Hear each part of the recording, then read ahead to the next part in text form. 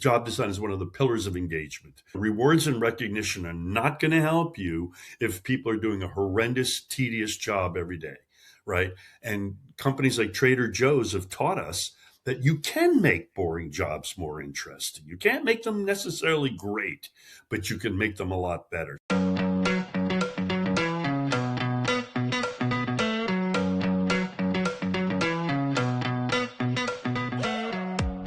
Welcome to the Work Matters podcast. This is Thomas Bertels. Decades of research have shown again and again that engagement matters. High levels of engagement are closely correlated with increased productivity, lower turnover, and higher levels of profitability. But despite all the evidence, few companies have adopted a strategic and systematic approach to engagement across the enterprise. Why? Bruce Bolger is a leading voice on enterprise engagement and stakeholder capitalism. He founded the Enterprise Engagement Alliance in 2009 to create a formal framework for the practical implementation of stakeholder engagement practices, created the first professional education program for stakeholder engagement, and is the author of 2 books. In our conversation, we discuss what we can learn from total quality management about turning engagement into a movement.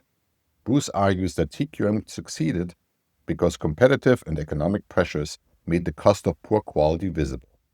Engagement failed to become a movement, he says, because most organizations don't measure its financial impact, investors and analysts don't demand human capital metrics, and executives lack training.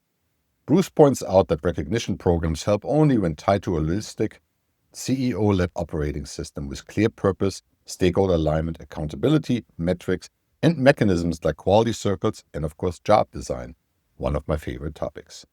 Bruce predicts that competition, social media, and AI-driven transparency will increase pressure to adopt TQM for people. If you're an exec looking to improve your organization's profitability and competitiveness, this episode offers lots of practical insights. I hope you enjoy this episode, and if you do, please don't forget to like, subscribe, and share. Bruce Bolger, welcome to the Work Matters podcast. Well, it's a pleasure to be here, Thomas. Wonderful to have you. You and I, we've known each other for a while, and I had the pleasure of being on your excellent podcast. You recently published an article on your blog, Inspiring Workplaces, where you took a look at the conditions that allowed the quality movement to really become a movement under TQM, and you extracted some lessons that you then applied to the engagement movement that also hasn't really turned into a movement yet. So I'm curious to see what you found. What are some lessons that we can take away from TQM that maybe help organizations achieve the same results when it comes to engagement? Well, Thomas, I know that you're of a generation that knows well about TQM, total quality management. I think you have actually been involved with it. I think they're tremendous lessons. I love it when we actually have history and facts. When somebody makes a prediction and we see what happens. And if they're right, that gives credibility. If they're wrong, we lose it. Well, TQM was a long movement. It took really decades in the last century to take hold. And what we learned from it is at the end of the day, it was driven by impact. In other words, there were a lot of warm and fuzzies about customers wanting to have high quality cars and quality is job one. But what really moved the needle, and the only thing that moved the needle, was competition from Japan. If the Japanese had not employed total quality management as rigorously as they did, we'd still be here today with piles of defects lying behind factories, large numbers of dissatisfied automobile customers with terrible quality. Remember when every car rotted out within 5 years. The number one lesson is economics is what drove it. And the number 2 lesson is that without strategically integrating people into the process, TQM is useless, so much so that America still lags, even though we employ TQM, because they don't get the people factor that the Japanese fully understand. So TQM started, I guess, with the work of Deming, probably goes even right further back to Shewhart and so forth. But as you said, it took a long time to become really popular. First TQM, then Six Sigma, then Lean Six Sigma, and so forth. But engagement has also been around for a long time, at least since the 50s and 60s. You and I were both big believers in work design. The same thing that happened to what happened to quality did not happen to engagement. Or to people management in general. So what do you think is the reason for that? Is it the economics? Is it that we just haven't figured out how to convert engagement into dollars and cents? Because there are plenty of studies that show that high engagement leads to higher productivity, lower turnover, more motivated employees. So why hasn't that data convinced people to take the next step? Macro data, number one, right? How many companies actually do a study within their own company? Gallup does this Q12, and then they'll say, oh, lack of engagement is costing the world $7.8 trillion. Well, number one, companies need to see what it's costing them, and no one is doing that. There's no industry of engagement focused on actually helping companies measure what is this costing them. I'm a Verizon customer. I shouldn't say this, and there's a new CEO and he'll maybe turn it around, but I've never seen such a horrendous company. I can't even believe it. I mean, the employees have no sense of what their purpose, goals, objectives are. The systems are completely tangled up. It's completely siloed. And I'd hate to say it, I'm seeing that happening now at Microsoft because they're putting too much focus on AI. But what these companies don't measure is how much is it costing them that a lot of people like me don't like them? So, to me, it's the impact, Thomas. They aren't measuring the impact. And I wonder how many CEOs actually use Verizon and actually themselves call customer service. Or Microsoft, Satya Nadella, I dare you to call to get a problem solved with Outlook. I dare you. And what is my time worth, Satya? They don't get the cost. They're not measuring it. It's not taught in schools anywhere. You cannot go to a business school and see any training. I don't think there's a CEO out there who knows what human capital ROI is or human capital value add. I love to see a CEO at a securities analyst meeting asked by journalists or by analysts, what's your revenue per customer? How has it changed? What's your revenue per employee? How has that changed? What's your human capital value add and human capital ROI, which are known to be predictive of future equity value creation? What is the level of employee engagement or appreciation? Irrational Capital has done amazing work that's been validated by JP Morgan, quantum analytics with no payment. It's completely, legit. Morningstar has given the happy ETF that uses these ratings a 5-star rating because they have outperformed the S&P 500 by 4% per year over the last 5 years. Hedge funds don't do that. So this is still too abstract. Investors aren't insisting on it. The securities analysts are not asking about it. And the journalists aren't. And I know a bunch of these journalists informally. And they are scared to ask about it because they don't want to embarrass the CEO. If you invite a CEO on a podcast and then you say to him or her, gee, I hear your customer service ratings are horrible. What is the impact on your financials?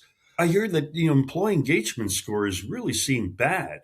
I've seen research that's going to be predictive of your future equity value creation. What are you doing to address that? We got our butts kicked by the Japanese, period. You could see it. There was no doubt. Well, where else do you see that? Well, we're beginning to see that in the airline business. Look at poor American Airlines. They are a classic capitalist company focused on the shareholders. They're getting their butts kicked by Delta. And United is doing a much better job now.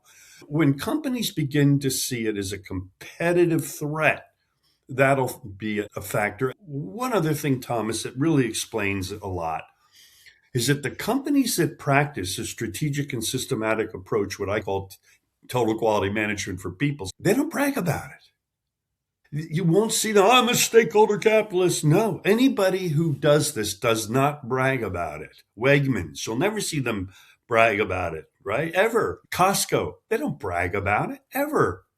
Delta does not brag about it. Herb Kelleher, when he was at Southwest, he didn't brag about it. It's a competitive benefit. And even investors who are investing this way, we had one on a show, he's an impact investor, and we had him with the people at Irrational Capital.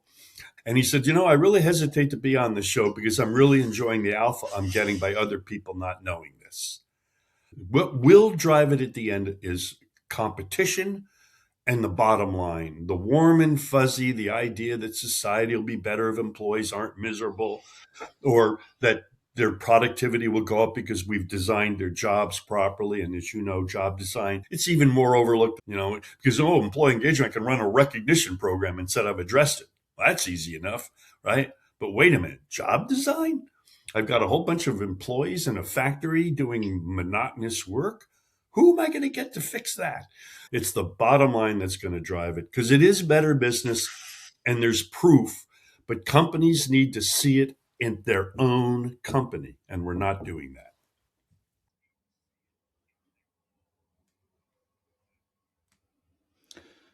So you mentioned engagement. This whole movement around engagement software, this idea that instead of maybe fixing the job design, we can just nudge people a little bit better or recognize them a little bit better. Do you think that has any benefits? Is that beneficial for organizations? Will that do the trick? Can people avoid doing actually the hard work of rebuilding culture and changing jobs? Isn't that a shortcut with technology? All of these things work as part of a holistic system, and they fail when they're ad hoc. The technology, I think, is remarkable, and it's not even being used properly. But it's only part of a process. If you don't have a clear purpose, goals, and objectives, if you aren't addressing the interests and needs of the stakeholders, if you aren't making sure they're capable, if you're not sure that they know what the purpose of the organization is so they can make autonomous decisions. So it's a system. Now, these technologies, I think, are amazing, and most companies don't use. In fact, they're wasting their money on them because they're not tying them to a holistic system. They're not tying them to actually clear metrics. So it was just another thing thrown at the wall. But actually, these technologies are amazing because they allow you to implement a TQM process on a simple smartphone that everybody can access, that has communications, reminding people of the purpose, goals, and objectives, little training programs, and maybe quizzes and tests that help employees learn how to set priorities. And the quizzes can earn points. It's a little fun, right? Oh, then you can have suggestion systems. Oh, and one of them could be how to make this job better. A lot of the employees know how to make the job better. Thomas, it's probably time to have you back to discuss that. So these programs can support that. They can support innovation. They can support collaboration. And there's some great technologies, and they cost a fraction of CRM, and they provide significant impact measurement. But Thomas, no one is using them that way. They have some low-level HR people picking out these recognition technologies, and a few, don't get me wrong, there's 20% of the companies out there get it. And they understand value creation versus value extraction. They understand metrics. They understand systems. But most companies, they buy these things as a bright, shiny object. And within a few years, everyone's bored of them. And then they realize they have to spend more time training people to use the recognition program than they should be training them on their purpose, goals, objectives, and values and the skills they need to accomplish them.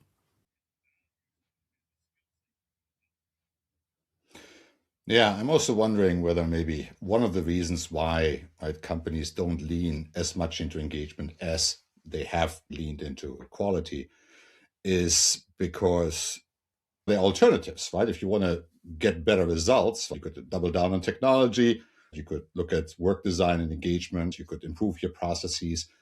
And I wonder if one of the reasons why people don't invest as aggressively in engagement as maybe they should is because employees leave. So if you fix a process or you put a piece of technology in there, that's still going to be there tomorrow. But with people, we get the issue with turnover.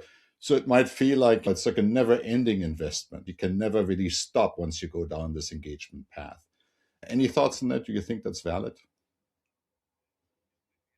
It might be an explanation, but it doesn't make a lick of sense. I'll give you an example. The recent CEO of Starbucks was being interviewed by Alan Murray of the Wall Street Journal's, I think they call it the CEO Institute or something like that. I don't remember the exact number, but the Nichols, I think, confessed, I think that's the name of the CEO, that they had 50% turnover of their managers. 50% turnover, and that the turnover of the employees was like 85%. Now, I could be wrong about the exact numbers, but they were staggering.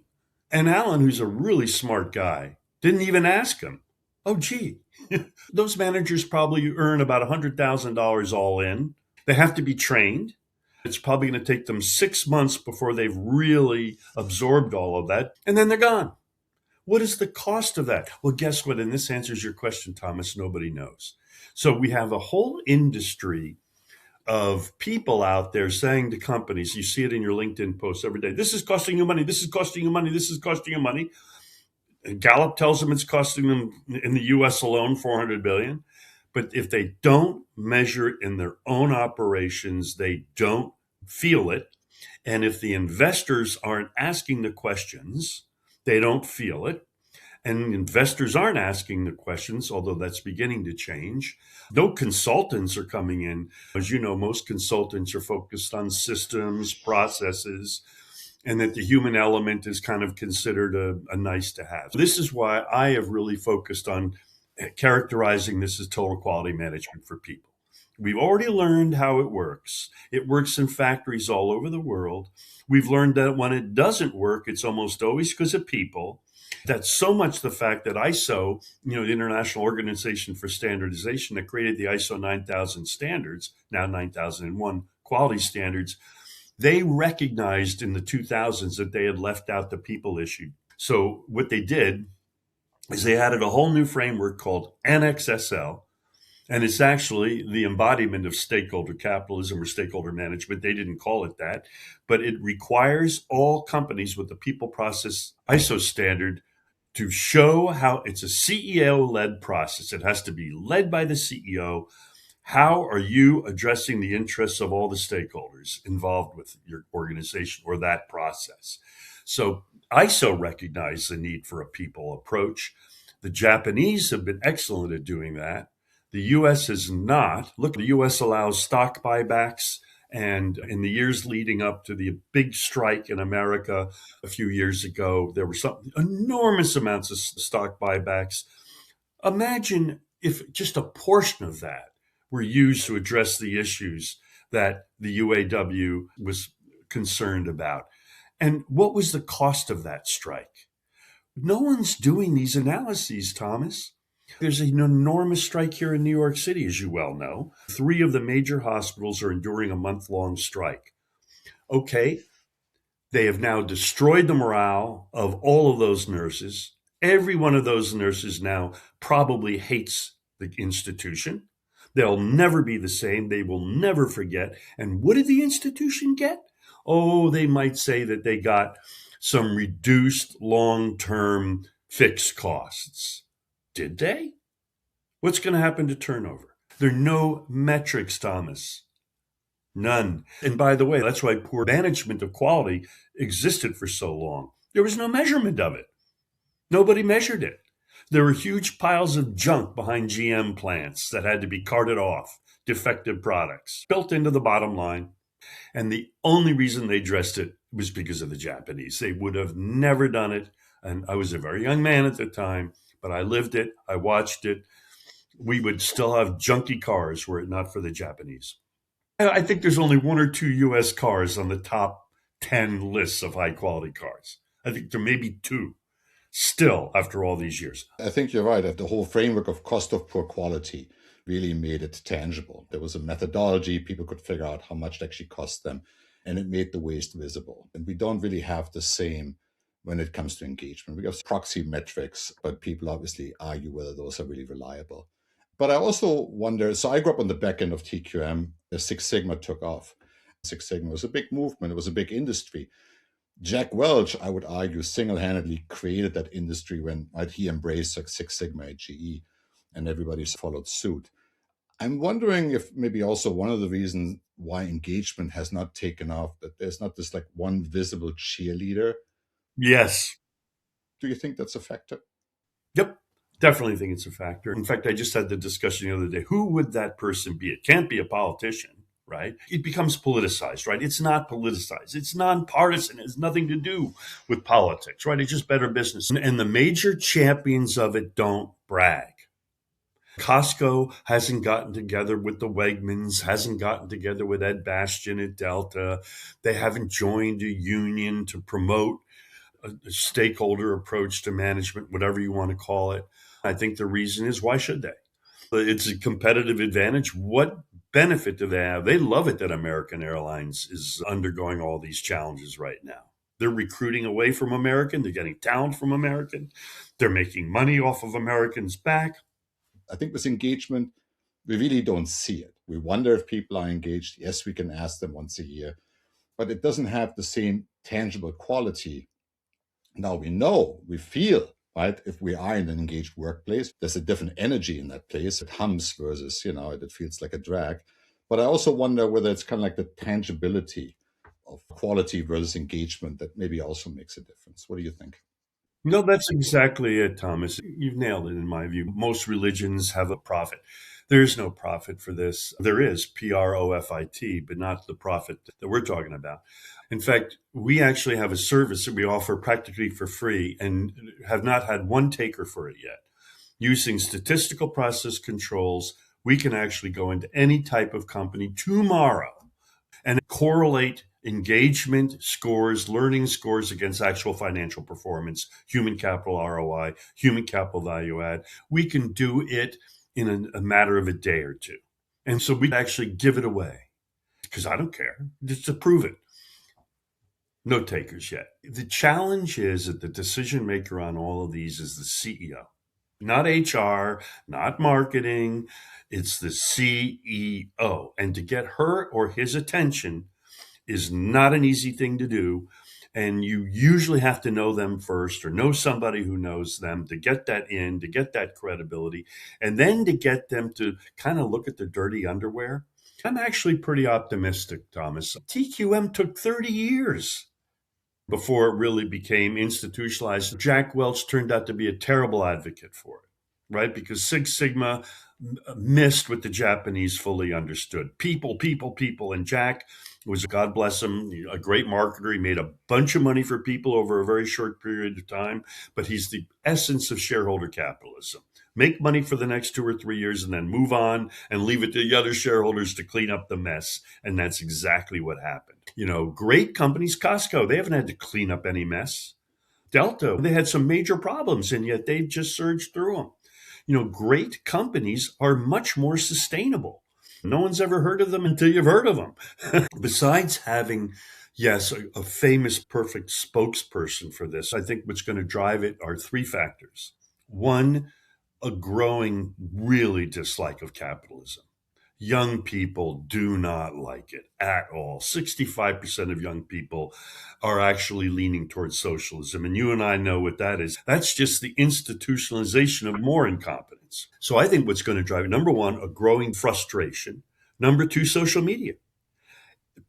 People, when they're not happy, they're telling their friends. One person tells 9 people when they're unhappy, but one person only tells 3 people when they're happy. Well, magnifying that by 100 times. My daughter, when she was 16, she went to a movie and she said she hated it. And then I happened to look on her Facebook and she had like 700 followers. So in one instance, 700 of her friends found out. And then the other factor that I think ironically is going to change it is AI. Capitalism, beware of what you wish for, because AI, I think, could be a tremendously destructive force for big business. Number one, it enables people to get incredible information on companies real fast now. If you want to do business with a company, if you want to work for them, if you want to invest in them, you can find out how they treat their customers, their employees. There's just a couple of simple queries. And even small companies can get caught up because in a local community, they're rated on Yelp, they're rated on Google, they make statements on their website, people make comments. So number one, AI is enabling people to gang up in ways that they never were able to before. Social media combined with the knowledge you can get about a company very rapidly, you combine that with people's hatred of companies and their skepticism, especially about big business, and then give them a tool to disrupt everything, right? The internet, massively disruptive. It destroyed the industry that I put my kids through college. Published magazines, they're gone. All sorts of things were disrupted, but it took 10 years. There was an enormous lag. There's no lag with this. There's no lag. It is so easy to use. So all those people that are being laid off they are all aware of one thing, all the tremendous waste. Because the biggest fallacy of shareholder capitalism of all is that it is efficient. It is so wasteful.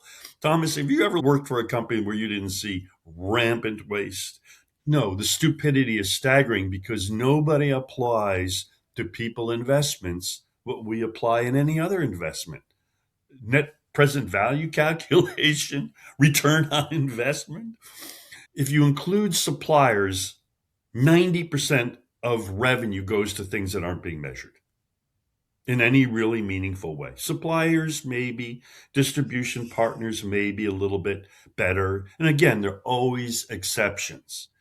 But I think every time I talk with people about their company, there are major silos, major political battles, a lack of clear purpose, goals, objectives, and values for which to make intelligent decisions, unaddressed leadership challenges at the front lines, a toleration for bad and toxic leaders. I think the latest statistic I saw is about 60% of all employees are depressed on Sunday night. About 80% of Americans, if you ask them what their biggest aggravation is, it isn't government. It's funny, everybody gets heated up about government. You know what? It's customer service. It's aggravations with a bill that's wrong. My product is broken. It doesn't work. The biggest aggravation to people is business, either as a customer or as an employee or as a vendor. I think it's a lack of measurement, it's a lack of training, but the good news is that we have a proof that it can be addressed in the total quality management movement. We have a proof that it can work. The Japanese have proven it, and some American companies have proven it. And Thomas, you know what? I would even think I'm going to see it in my lifetime. Now, maybe I'm a little optimistic, but I think we have economics on our side. In a lot of ways, just in time, what Toyota did was really counterintuitive. It went against the conventional wisdom. Why make a lot size of one if you can make it a huge batch and absorb your fixed cost? It was counterintuitive. Employee engagement is similarly counterintuitive. And I think all the forces kind of go against it. The workplace is getting more and more fragmented. It used to be that you had employees doing the work, then you had employees and contractors. Now you have employers, contractors, outsourced agencies, bots. You have all of this. And so it takes more and more management energy to keep this whole system going. But we still think that that's the most cost-effective way. And I've seen it the other way around. If you actually give people the whole job to do, one person does the whole thing or a team does the whole thing from start to finish, it's 5 times more productive. But it's counterintuitive because at the task level, you can always find the cheaper source for the specific task on Fiverr or wherever. But I think you're right. I think companies are going to realize that if you actually look at the entire system and want to move that, maybe those are the wrong moves. Maybe breaking it into smaller and smaller pieces is not the right answer. So maybe switching gears. Let's say we have a CEO here who listens to this, who falls in love with the idea. Maybe he takes you up on your kind offer to do this diagnostic. But besides that, what actions would you recommend they take to seize the opportunity?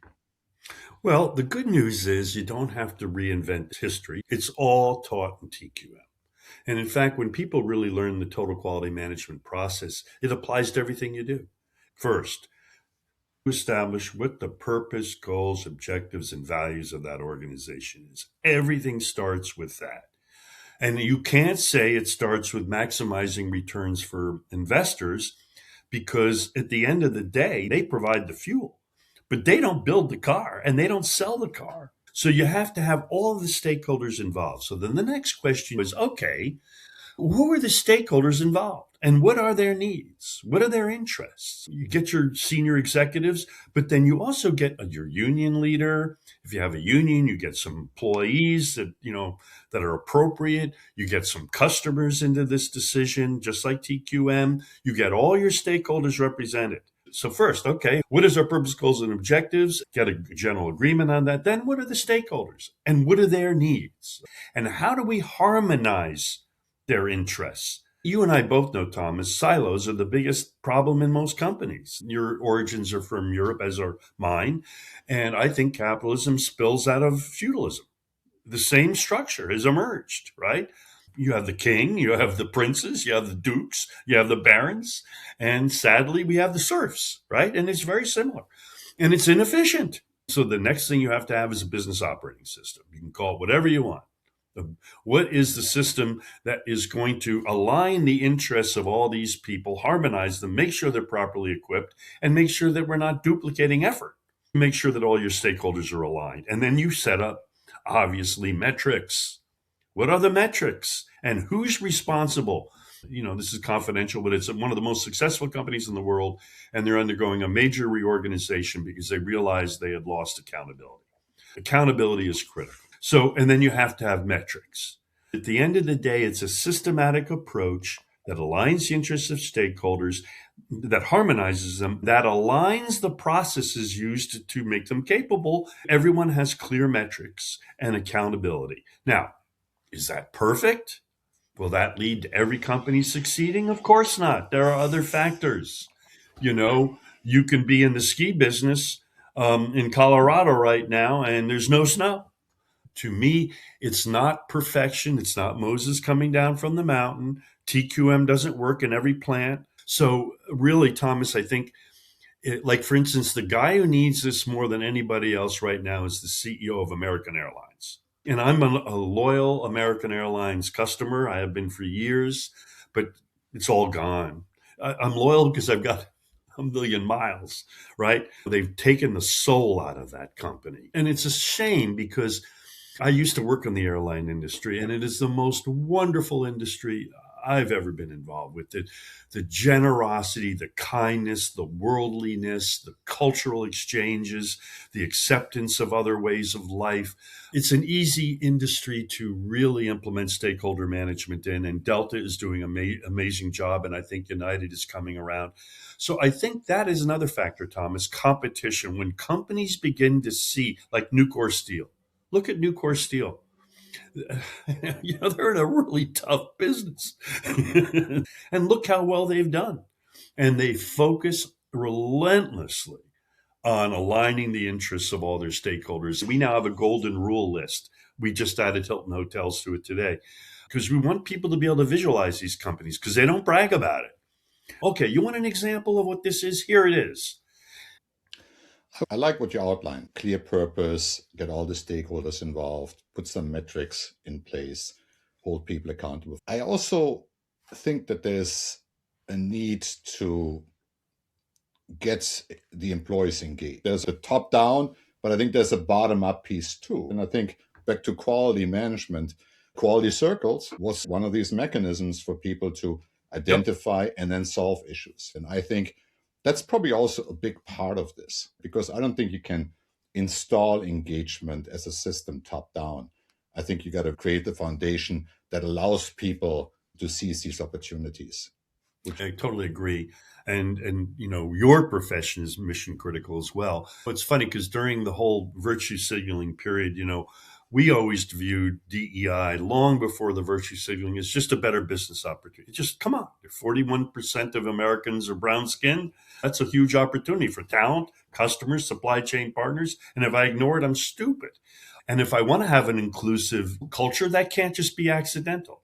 One of the ways that the DEI movement, I think, got really derailed was this idea of employee resource groups. I'm really questioning whether a better way to get people together is through quality circles.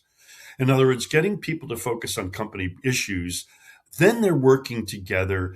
And then, what happens when people work together? Oh, I have a favorite restaurant. It's an African restaurant, Ethiopian, right down the road. Oh, I've never had Ethiopian food. And all of a sudden I learn about Ethiopian culture. That's how people learn. I think the company's role is to get everybody to work together. And when you work together, you play together and you get to know each other. So yeah, I think quality circles are critical. And then voice. If people have a clear idea of their purpose, goals, and objectives, then you can give them a lot more autonomy, like Capital One. A great example, Capital One. You don't have to wait 20 minutes to get a problem solved. You get on the phone with somebody and they look, oh, you've been a very good customer for many years, Mr. Bolger. Sure, we'll take care of that for you. You don't have to wait. They don't have to get approval. Bang, it's done. And your work, Thomas, I have advocated for years, is one of the most critical and overlooked processes, job design. And no one is trained in it. Thomas, you and your colleagues should create a school on job design, and I'll help you promote it. Because when you talk about engagement, job design is one of the pillars of engagement. Rewards and recognition are not going to help you if people are doing a horrendous, tedious job every day, right? And companies like Trader Joe's have taught us that you can make boring jobs more interesting. You can't make them necessarily great, but you can make them a lot better. So it takes a system, Thomas. It takes a recognition. If you think about it, engagement's just like the advertising industry in a funny way. You can't just run an ad. You have to have a strategy. What does our brand stand for? Who are the people that are going to buy it? What are the features? An advertising agency has 20 different types of experts who all work together to accomplish a similar goal. And that's what an engagement agency would look like. And when you think about it, it looks like a pretty big business opportunity because you have 230,000 organizations in the United States that have over 100 employees and over 10 million in sales. So there's enough waste there to justify a whole industry.